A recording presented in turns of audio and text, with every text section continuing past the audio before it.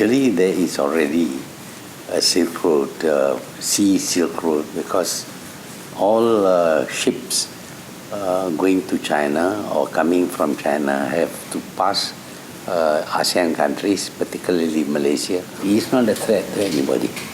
It's merely towards prospering the world. China's policy is to include everybody, including the US. So that is why we support the new banks, because we will have access to funds, and of course China will have most of the funds for our own development. Malaysia is in the middle of the ASEAN countries. So Malaysia is very suitable to become a hub. We have a bigger capacity than Singapore. So we cannot copy what Singapore does because they are small and specialized. He has done a great job for developing Singapore, but the focus in Singapore is on finance. It's a financial center because of shortage of land. So there are limitations for Singapore because of its size.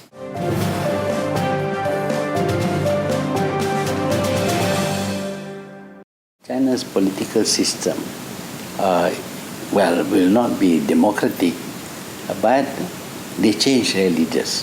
Every 10 years they change leaders.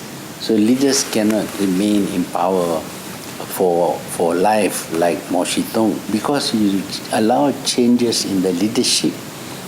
Each leader introduces new ideas that has helped to develop China, and also to to ensure that the system in China is less corrupt than before. When you talk about China, you have to remember that it is a very big country with the biggest population in the world. Governing China is a very difficult process. So if you have freedom of democratic freedom and all that, it will result in clashes and instability. People wanting to change China, but China has already changed. At the time when I became Prime Minister, China was still very backward and very poor. But very quickly, China became a big manufacturing nation.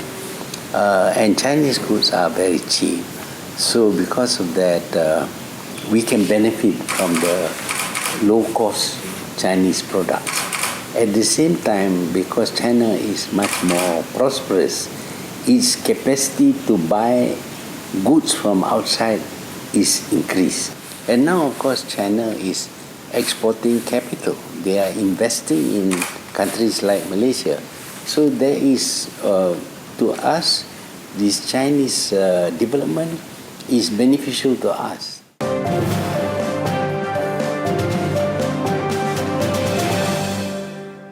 We don't like the idea that the US wants to encircle China to prevent it from becoming powerful. Because if you try to encircle China, you try to bring military, navy and all that. Here, the Chinese response would be to build up their military strength. Because they have the money now, they have the technology. Eastern people should not resort to war, because traditionally we don't go to war.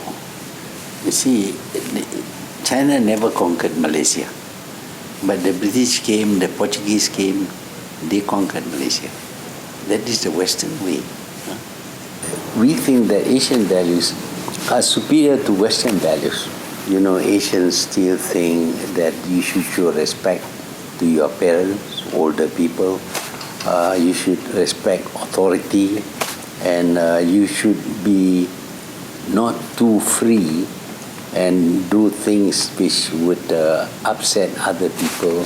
So those are Asian values. Asia is growing very fast, particularly China. Asia will play a very big role in the economy of the world.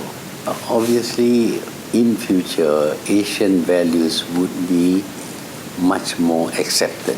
We should stay with our own values, and hopefully our values will become universal values.